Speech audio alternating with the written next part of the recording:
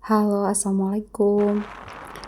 Yuk, ikuti perjalanan saya dari Banda Aceh menuju Bener Meriah ke kampung halaman saya.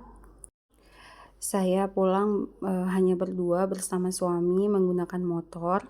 Tujuannya adalah untuk mengantar logistik berupa beras dan bahan makanan untuk orang tua saya yang terdampak bencana. Nah, ini kami sudah sampai di Selawah ya guys. Pastinya perjalanan masih sangat panjang. Kami berangkat pukul 1.30 dari arah Banda Aceh. Nah, kami sudah sampai Sigli. Kemudian lanjut terus sampai pada akhirnya kami sampai di Biren dan menginap di Biren. Lalu paginya menuju jembatan Tepin Mane. Pada saat itu jembatannya masih putus ya. Dan ini kami mau naik kapal. Nah, ini dia. Di sini sangat menegangkan sekali. Airnya cukup deras. Nah, ini sudah lepas dari jembatan Tepin Mane menuju arah Bener Meriah. Nah, ini perjalanannya masih sepi. Ini jalan cukup rusak. Nah, perlu kalian tahu itu mobil bisa lewat ya guys melalui jalan pinggir. Meskipun badan jalan sudah rusak parah, tapi masih bisa dilalui.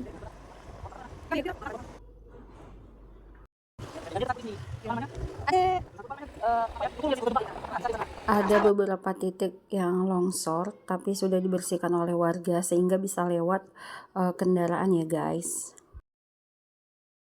Ini kami berada di daerah Cot Panglima. Kalian tentu bisa lihat beberapa titik yang longsor, tapi masih bisa dilalui. Akhirnya sampai di perbatasan Bener Meriah dan Kabupaten Biren. Kami terus saja melaju,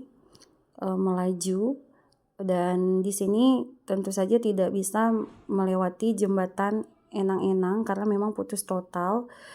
Kami jalan itu melalui jalan alternatif dari Werlah nama daerahnya, tembus ke Simpang Lancang. Nah, ini dia, kami sudah berada di tengah-tengah ya, dan ini jalan yang paling ekstrim.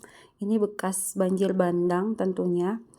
Di sini masyarakat bergotong royong untuk membantu kendaraan yang lewat karena jalanan masih sangat licin. Jadi dibantu dengan menariknya atau mendorong dari belakang.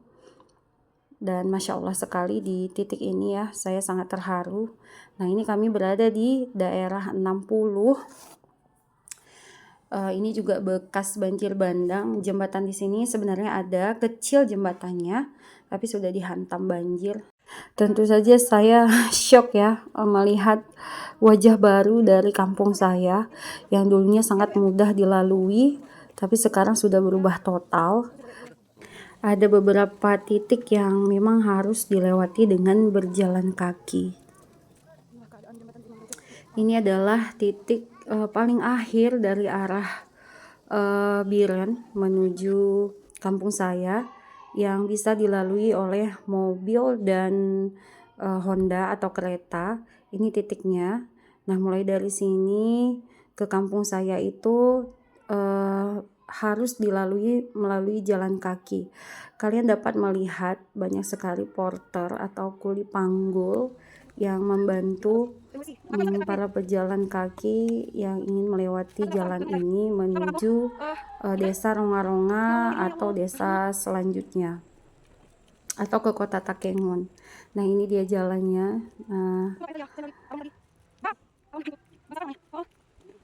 Di sini saya mengira selanjutnya akan mudah, ternyata di depan itu jalanan sangat licin dan berlumpur. Lumpurnya itu lumayan dalam ya. Nah, ini saya sampai susah untuk melewatinya. Kemudian banyak pejalan kaki, bukan hanya saya, dan di depan saya ada beberapa para porter yang mengangkut barang berupa minyak, dan itu cukup berat ya. Saya sampai sedih melihatnya, tapi saya kasih semangat gitu. Nah, mereka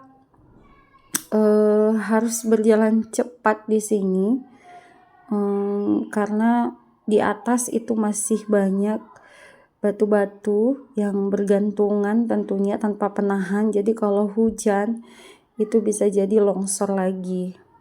Nah, ini ada beberapa pejalan kaki menuju arah Biren dan seterusnya dari Takengon.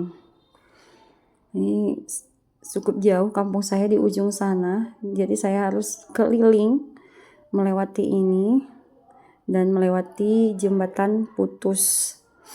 Ini sangat ekstrim sekali dan sangat curam ya tentunya. Nah, ini saya sudah lewat jembatan, dan jembatan itu sebenarnya putus, tapi sudah disediakan jembatan alternatif berupa kayu, 2 batang kayu yang memang kalau kita tidak berani disarankan untuk melewati bawah jembatan. Nah, ini jalan sangat licin. Saya dan suami harus melewati jalan licin ini dan bekas longsoran yang tidak bisa dibersihkan dengan bergotong royong. Ini harus dibersihkan oleh alat berat. Dan akhirnya saya sampai dan disambut oleh orang tua saya. Nah, ini kondisi di dekat kampung saya. Nah, ini beberapa foto yang sempat diambil oleh suami.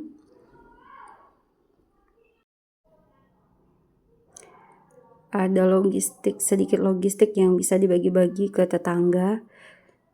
Dan di kampung saya sudah menggunakan kayu untuk masak ya guys.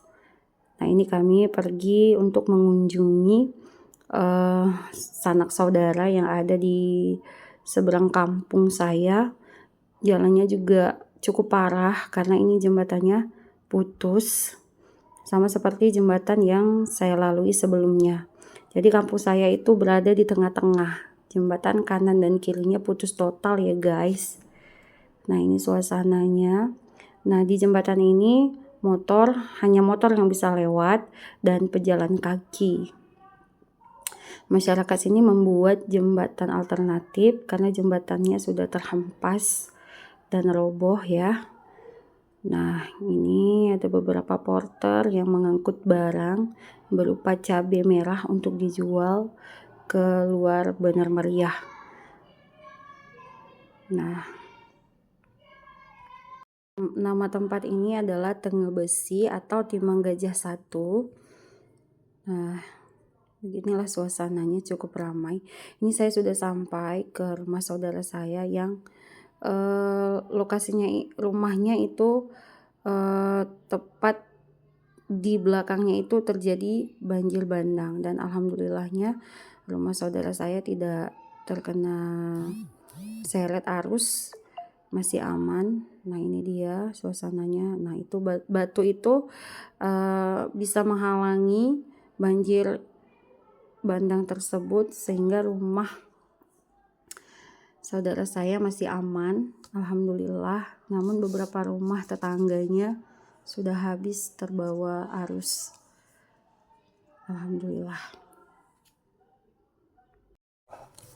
Nama daerahnya adalah Lampahan, yang masjid viral yang berdiri kokoh itu.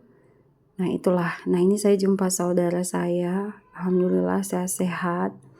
Meskipun mereka terisolir, tapi mereka tetap kuat dan hebat. Setelah itu saya berada di kampung selama 2 hari, lalu saya pulang lagi ke Banda Aceh karena pekerjaan. Nah, ini saya diantar oleh adik saya balik lagi. Jadi kami melewati jalan ini 2 kali. Meskipun takut, dalam kondisi hujan seperti ini sangat rentan terjadinya longsor karena memang tidak ada penahan apapun lagi. tapi tetap kami lewati ya. Nah, ini jalannya, ini dalam keadaan hujan.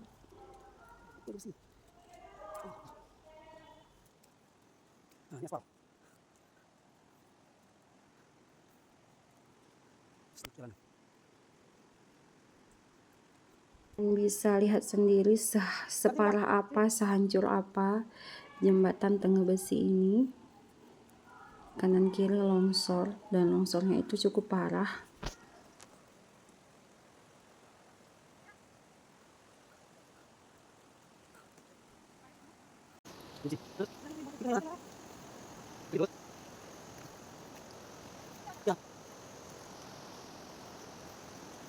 Nah, ini jembatan Tengah Besi yang putus total itu ya guys. Jadi saya harus menyeberang menggunakan jembatan kayu ini. Nah, ini sudah sampai di ujung jalan yang aman di Simpang Nanas. Lihatlah keadaan suami saya yang sudah penuh dengan lumpur, tapi masih tetap semangat melanjutkan perjalanan untuk pulang ke Banda Aceh. Di sini kami berjumpa beberapa sanak saudara yang rumahnya sudah hancur di daerah Bintang. Nah, ini mereka jalan untuk mencari beras karena sudah beberapa hari tidak makan. Selanjutnya kami melanjutkan perjalanan ke rumah sepupu karena kami menitipkan motor di situ. Nah, ini dia keluarga saya. Ini foto di Kulus. Nah, ini dulu tempat wisata ya guys. Ini sangat indah sekali tempatnya, tapi sekarang sudah jadi hamparan batu dan kayu. Sebenarnya ini tempat favorit biasanya sering dikunjungi oleh warga Kabupaten Biren dan seterusnya, karena emang di sini tempat pemandiannya cukup bagus dan biasanya aman untuk anak-anak. Ya, ini namanya Wih Kulus. Dan sekarang sehancur ini, kalian bisa lihat sendiri. Nah, kemudian kami sudah sampai di jembatan Tepin Mani, dan jembatan Bile atau Bali sih belum selesai, belum dipasang lantai, jadi kami terpaksa pulang melalui kapal untuk menyeberang ini ya, melalui kapal. Nah, ini motor kami bisa diseberangi dengan menggunakan perahu ini.